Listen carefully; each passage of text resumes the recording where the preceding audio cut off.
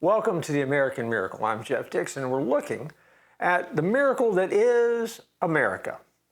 And we're posing the question, why isn't America mentioned when we get into the prophecy sections of Scripture as we know it?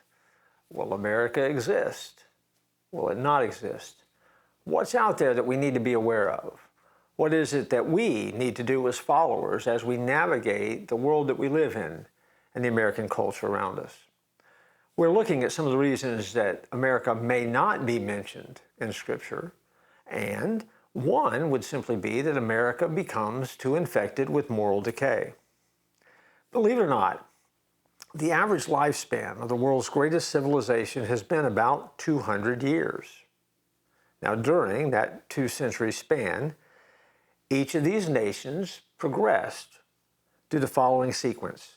They went from bondage to spiritual faith, from spiritual faith to courage, from courage to liberty, from liberty to abundance, from abundance to complacency, from complacency to apathy, from apathy to dependence, and from dependence back into bondage. Now, as you heard me rattle off that list, some of you said, ooh, that's not good. And you're right, it's not good. And so you have to decide, are we as Americans moving through that same cycle? That is the cycle historically, and you can go back and check of nation after nation, civilization after civilization. At what point is America in this cycle? Well, in 1947, Dr. Carl Zimmerman wrote in a text called Family and Civilization that there are 11 symptoms of decay that were observable in the fall of the Greek and Roman civilizations. As I rattle off this list, see how many characteristics you think are a part of American society today. They had no-fault divorce. The birth dearth increased disrespect for parenthood and parents. Marriage became meaningless, and marriage ceremonies became less perfect and less holy and less spiritual. There was a defamation of national heroes to the point of trying to erase and change history. There was an acceptance of alternative marriage forms. There was widespread attitudes of feminism, narcissism, and hedonism. There was a propagation of anti-family sentiment. Families were no longer valued. There was an acceptance of most and any form of adultery.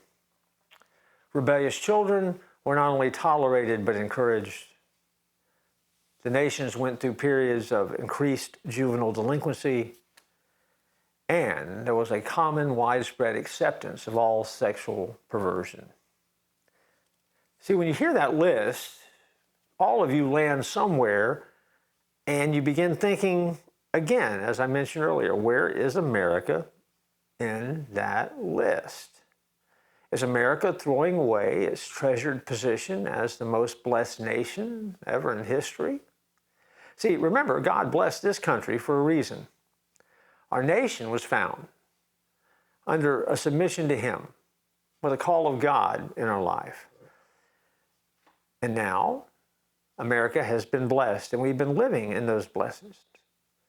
But as we live in those blessings, if we take those blessings for granted, those blessings can very easily become a curse, and those blessings may begin to fade. And if they begin to fade, and we remove the importance of the giver of those blessings, then our effect, our impact, and our strength as a nation will begin to deteriorate. Years and years ago, Herbert Hoover wrote a warning that America, or some Americans, may not have paid attention to. He said, "Our greatest danger is not from invasion by foreign armies.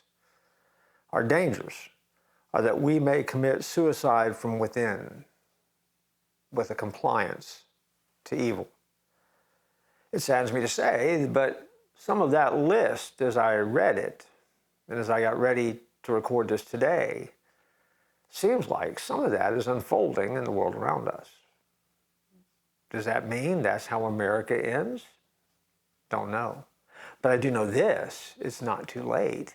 And it's not too late because you're listening to me right now. It's not too late because you and I, as followers, we have influence in the world around us, but we have to take our responsibility as followers of Jesus and allow them to make us and embolden us to be great citizens of this American miracle. See, we are blessed to live in this miracle of a nation with more freedom than has ever been known. And because of that, we should understand the source of freedom is God Himself. And if we are willing to embrace it, live it, share it, and remain faithful to Him, then we don't collapse from the decay. If we ignore it, we take it for granted, we try to water it down and rewrite it, then we'll get into trouble.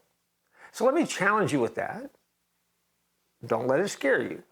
Let it motivate you and see the opportunities that you have to stand and be strong as the American miracle continues to unfold. I look forward to joining you next time.